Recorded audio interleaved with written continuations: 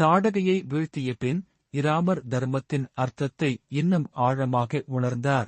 அந்த நேரத்தில் விஸ்வாமித்திரர் மகிழ்ச்சியுடன் கூறினார், இராமா, உன் வழி இப்போது தொடங்கியுள்ளது.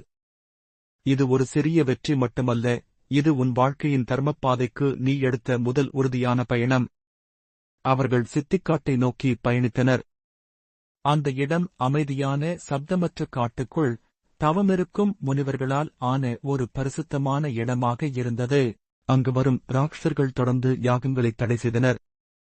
ஆனால் இப்போது இராமர் வந்திருந்தார்.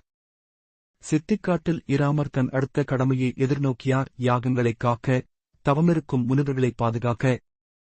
தினமும் இரவு நேரங்களில் ராட்சர்கள் தாக்குவதால் இராமர் தன் விலையும் அம்பும் எடுத்து கண் விழிக்காமலே காவலாக இருந்தார்.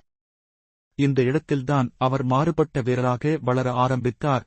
ஒவ்வொரு எதிரியையும் எதிர்த்து, ஒவ்வொரு தர்ம செயலையும் பாதுகாத்து, மக்களுக்கு நம்பிக்கையாக ஆனார். இவ்வாறு சித்திக்காட்டில் தங்கிய சில நாட்கள் இராமரின் வாழ்க்கையை மாற்றும் முக்கியமான அத்தியாயமாக மாறியது. அடுத்து அவர் எதிர்கொண்டது மரியாதையான ஜனகன் ராஜாவின் அழைப்பு.